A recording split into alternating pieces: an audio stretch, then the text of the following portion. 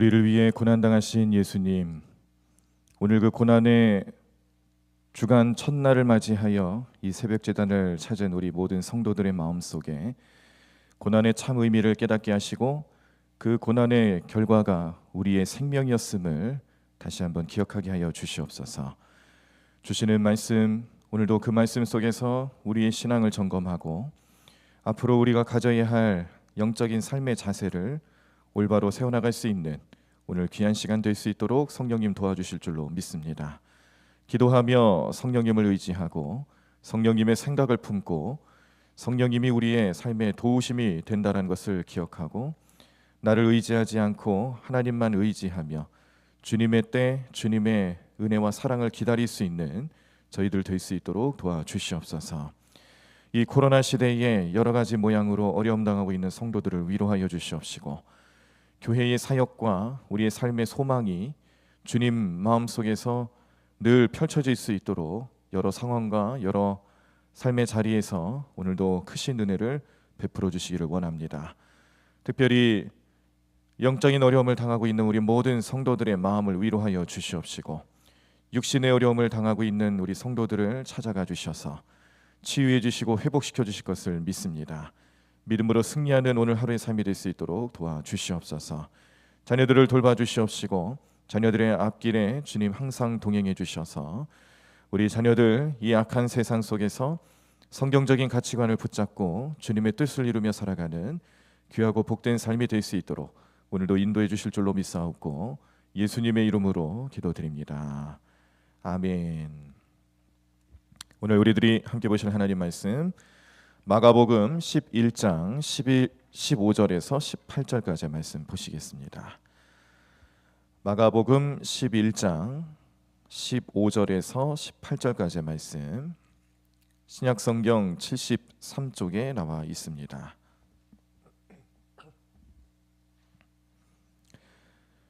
마가복음 11장 15절로부터 18절까지의 말씀을 우리 말씀 분량이 길지 않아서요.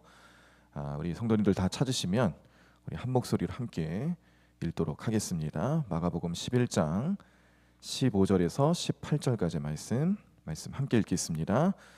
그들이 예루살렘에 들어가니라. 예수께서 성전에 들어가사 성전 안에서 매매하는 자들을 내쫓으시며 돈 바꾸는 자들의 상과 비둘기 파는 자들의 의자를 둘러 엎으시며 아무나 물건을 가지고 성전 안으로 지나다님을 허락하지 아니하시고 이에 가르쳐 이르시되 기록된 바 내 집은 만민이 기도하는 집이라 칭함을 받으리라고 하지 아니하였느냐. 너희는 강도의 소굴을 만들었도다 하시매 대제사장들과 서기관들이 듣고 예수를 어떻게 죽일까 하고 꾀하니 이는 무리가 다 그의 교훈을 놀랍게 여김으로 그를 두려워함일러라. 아멘. 네, 참 잘 오셨습니다. 어제 우리가 종려주일 맞이하고 또 우리 교회 차원에서는 창립 41주년이 되는 기념주일이기도 했습니다.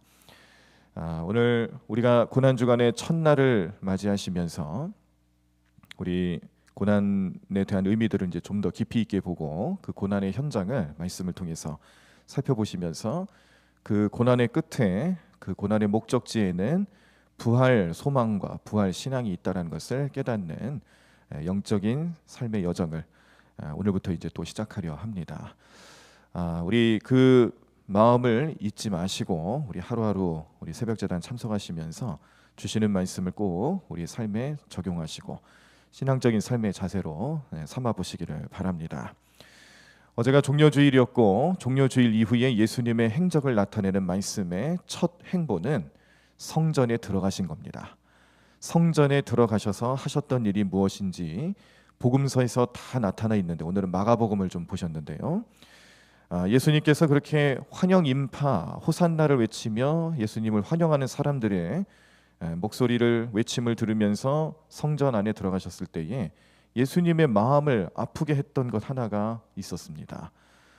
오늘도 우리가 말씀을 보시면은 눈에 띄는 말씀이 성전은 만민이 기도하는 집이다라는 의미를 예수님 다시 한번 말씀 주시고 오늘 이 말씀을 우리의 마음속에 새겨 넣으라고 또 알려주시는 말씀인데 예수님 살고 계셨던 그때 그 당시 2000년 전 성전에는 그렇지 않았다라는 거죠.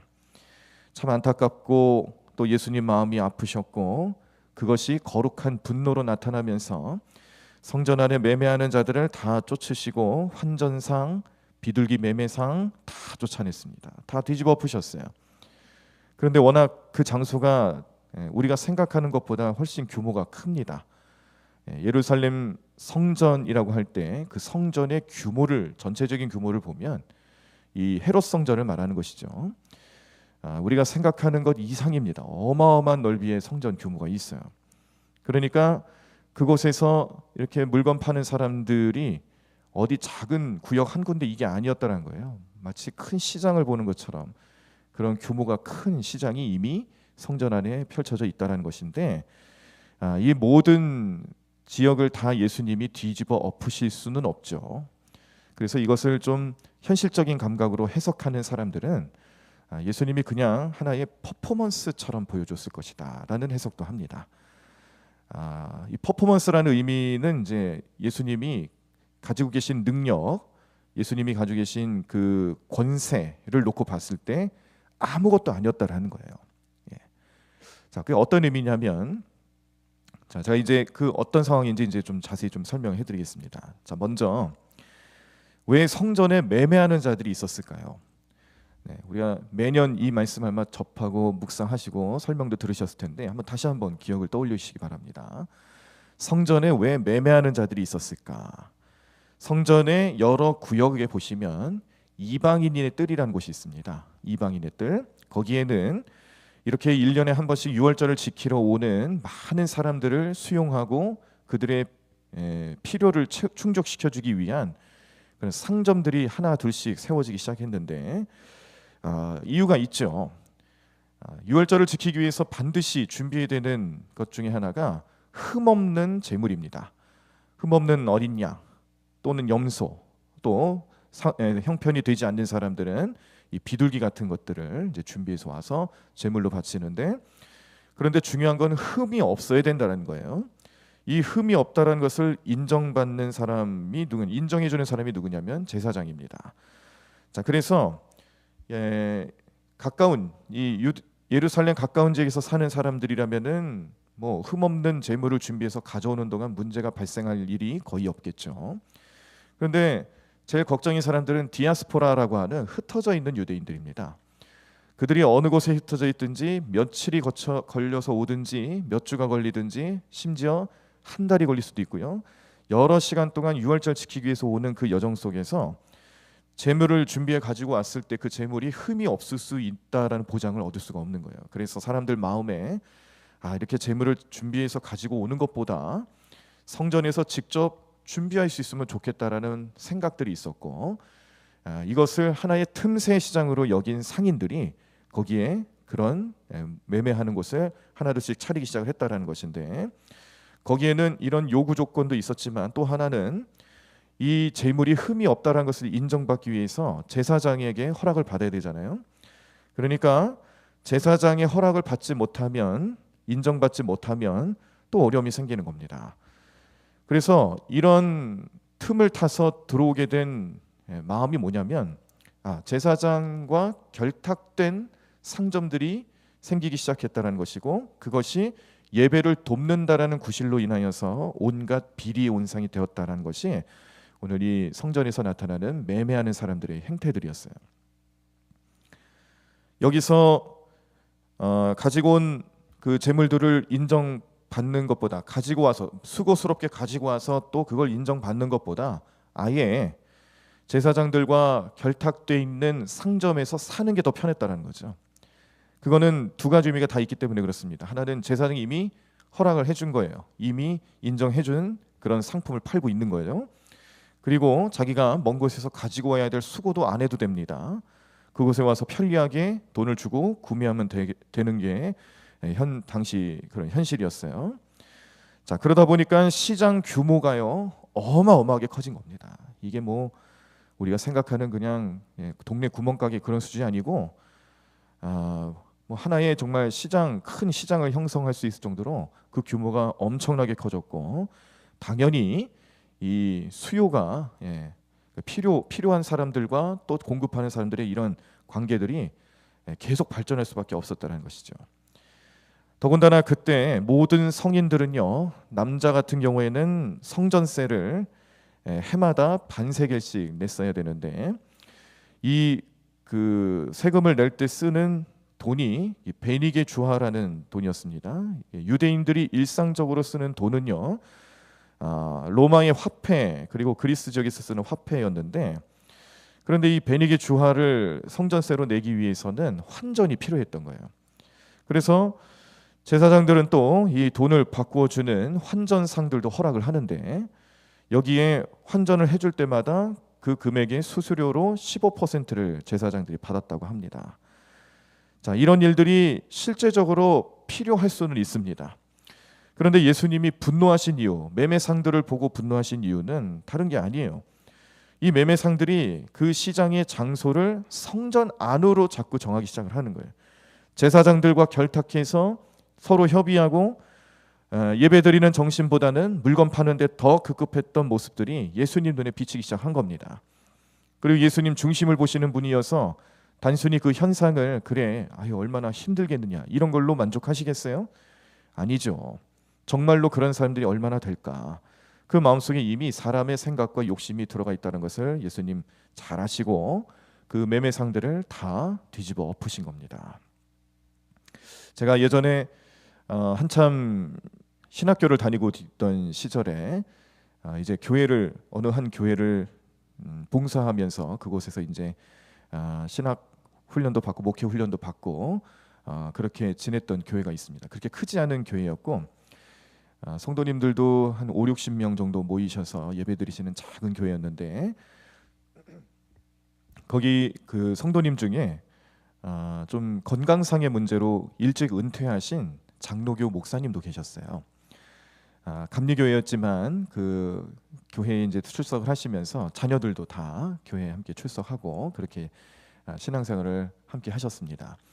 근데 하루는 제가 이제 그때 섬기던 교회에 이제 담임 목사님께서 지방의 어느 그 요즘 수협이죠, 수협에 어느 그 외판원이라고 해야 되나요? 이렇게 좀 전 지역을 다니면서 그 홍보도 하고 물건도 파시는 그런 분을 어떻게 만나셔가지고 연락을 주고 받으시면서 약속이 되셨던 것 같아요.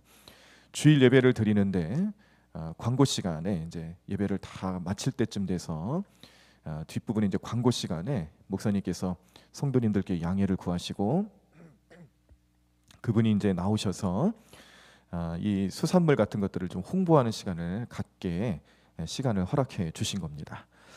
자, 그래서 이분이 나오셔서 이제 막 이제 물건 홍보도 하시고 뭐 샘플도 이렇게 막 나눠주시면서 그렇게 시작을 하셨어요. 그런데 시작한 지 얼마 안 돼가지고 그 일찍 은퇴하셨다라는 장로교 목사님께서 갑자기 막 고래고래 소리를 지르시면서 지금 성전 안에서 뭐 하는 짓이냐고 그러면서 막 화를 내시는 거예요. 제가 그때는 이제 어린 나이에 좀 깜짝 놀랐습니다. 깜짝 놀랐어요 정말. 네, 그래서 저도 별 생각해 아직은 잘 몰랐기 때문에 저도 뭐가 뭔지를 잘 몰라서 담임 목사님이 허락도 하셨고 하니까 그냥 괜찮은가 보다 하고서는 생각하고 그냥 이렇게 홍보하시는 내용을 뭐 별로 어렵지 않게 가만히 듣고 있었는데 그 목사님은 그게 용납이 안 되셨던 거예요. 예. 그러면서 제가 그때는 조금 깜짝 놀랐는데 제가 오늘 이 말씀 묵상을 하면서 그 목사님 갑자기 생각이 났습니다. 그 목사님 마음이 예수님 마음이었구나.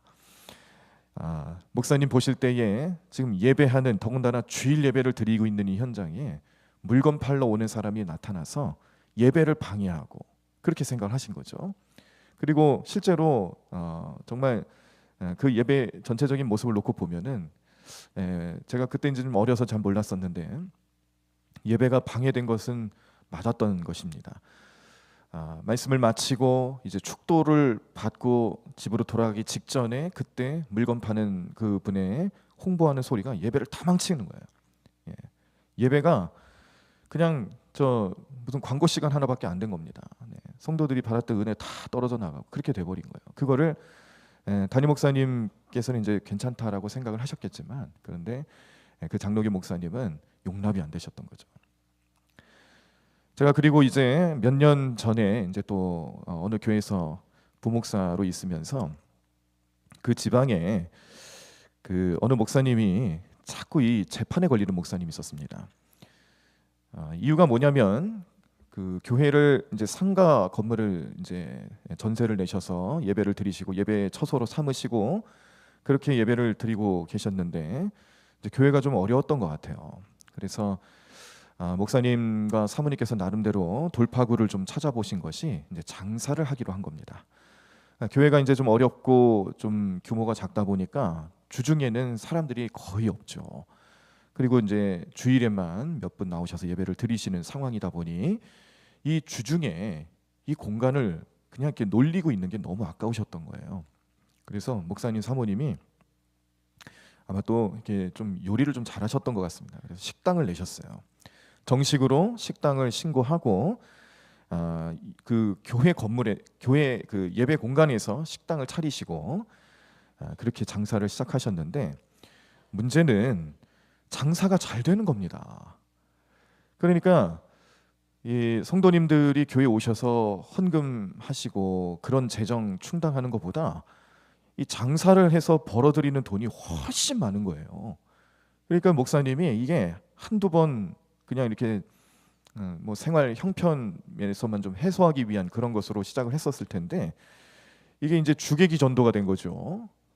예배를 드리는 예배 장소가 식당으로 점점 이제 발전해 나가는 거예요. 그래서 없던 기구들이 계속 들어오고 또 장사가 잘 되니까 이제는 이 예배보다는 장사에 더 전념하시게 되면서 이거를 좀 주시하고 계셨던 감리사님이 이제 제재를 걸으셨던 겁니다.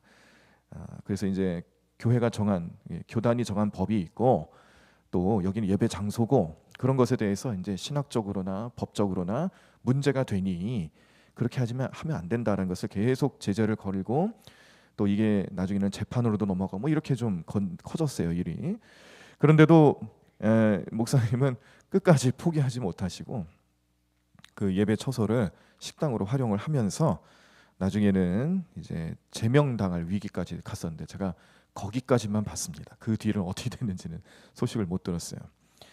근데 제가 이 모습을 보면서 예수님 마음이 느껴지는 거예요.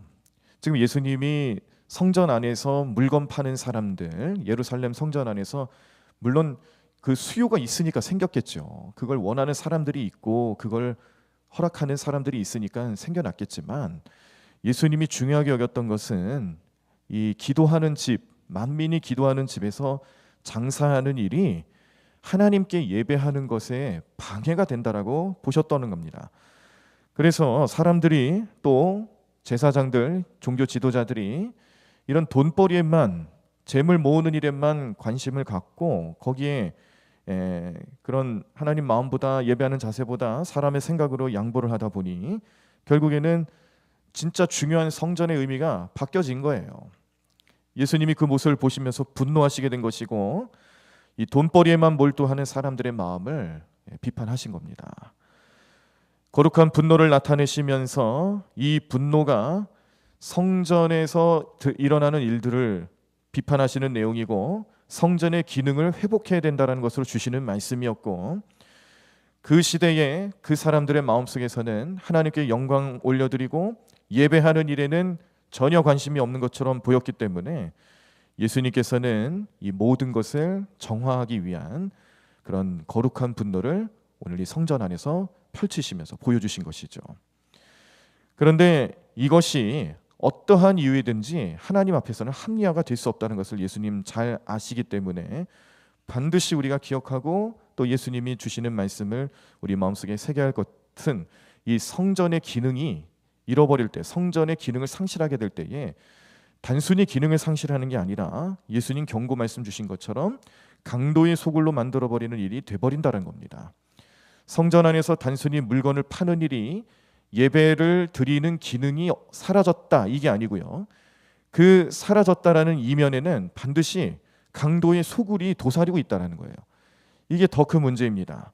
내 집은 만민이 기도하는 집이라고 말씀하시고 하나님의 집에서 예배 드려지는 것을 더 기뻐하셔야 되는데 그것을 방해받는 것에 대해서 불편하게 생각하시고 노여워하신 예수님, 그래서 그 매매와 흥정과 경매로 인한 소란과 그런 여러 가지 성전에서 일어나면 안 되는 모습들이 가득 차고 있을 때에 예배를 방해하는 자들은 결코 예수님께서 간과하지 않을 것이다라는 강력한 의지를 오늘 이 성전 안에서 매매하는 자들을 다 쫓아내시고 다 뒤집어 엎으시고 경고하는 메시지를 주시는 이유가 바로 여기 있다는 겁니다.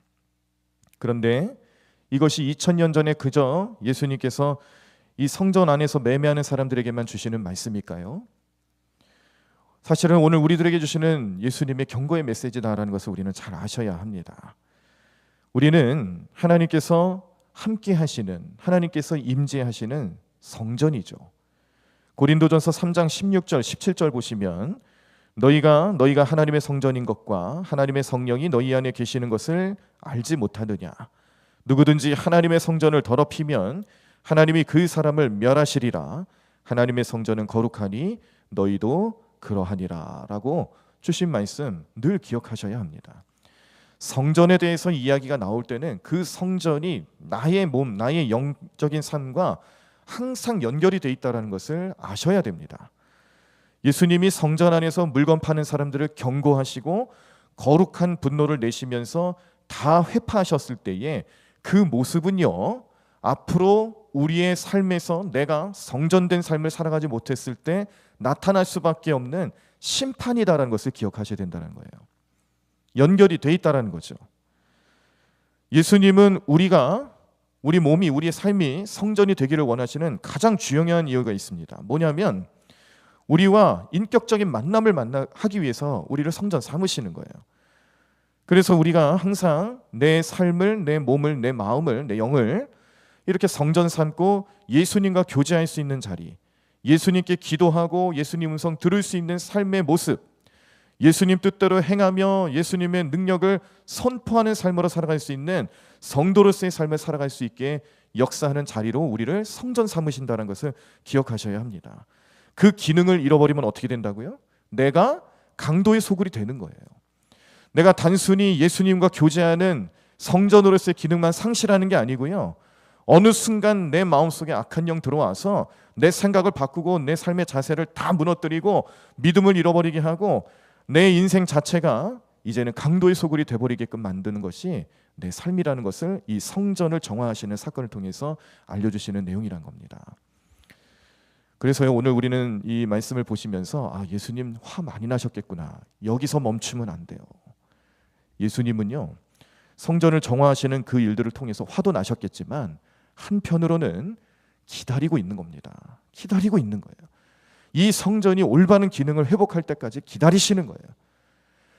이 성전이 장차 어떻게 될지 예수님 아시고, 또 역사적으로는 이 성전이 무너지는 일들도 미리 아시고 그 일들이 실제로 벌어졌다는 것도 예수님 아시지만, 더 중요한 의미는 성전의 건물이 무너지고 성전의 그 건물이 돌 위에 돌 하나도 올라오지 않을 정도로 그렇게 엉망진창이 될 역사를 보시긴 했지만, 더 중요한 것은 성전으로서 우리와 함께 하시고자 하시는 예수님의 마음이 이제 기다림 속에서 지금 계속 연장되고 있다는 사실입니다.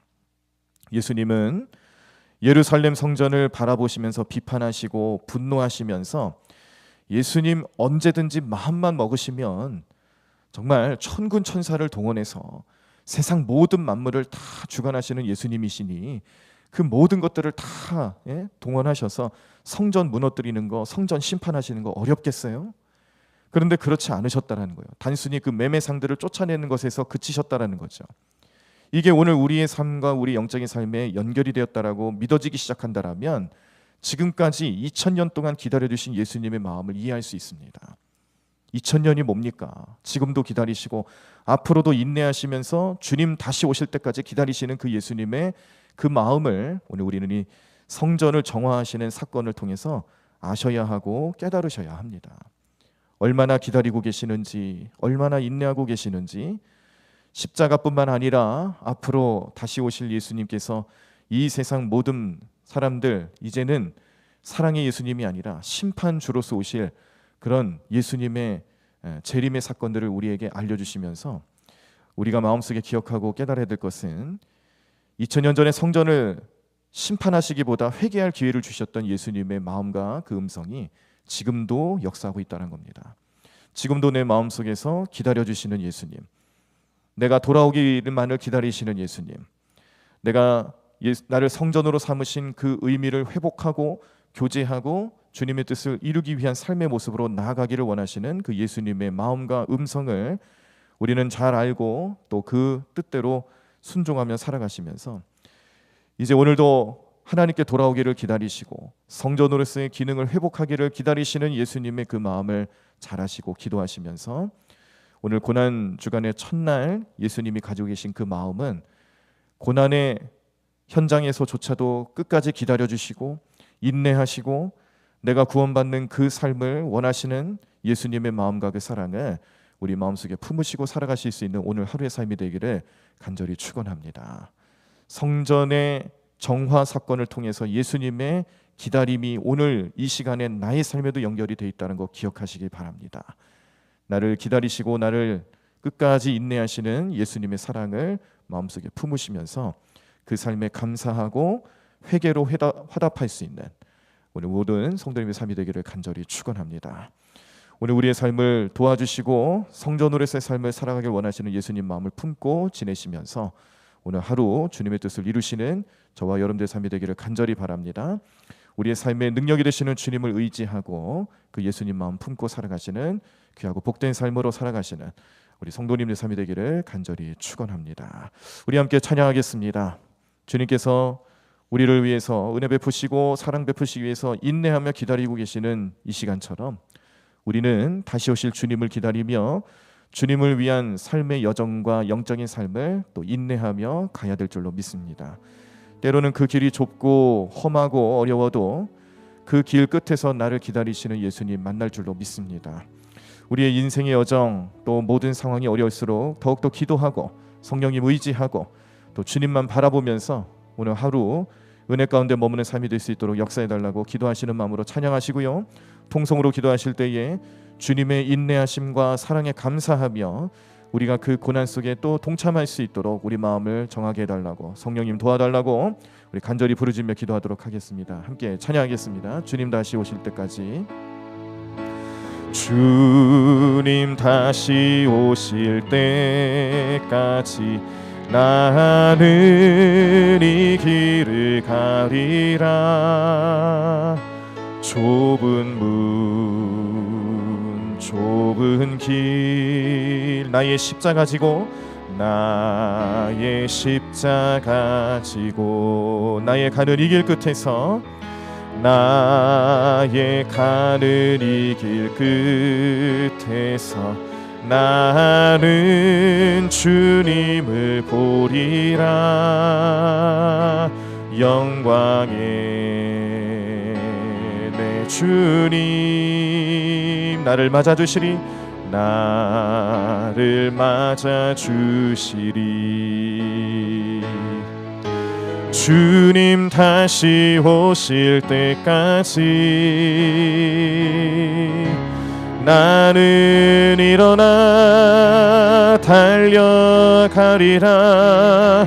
주의 영광 온 땅 덮을 때 나는 일어나 노래하리. 내 사모하는 주님 온 세상 구주시라. 내 사모하는 주님 영광의 왕이시라.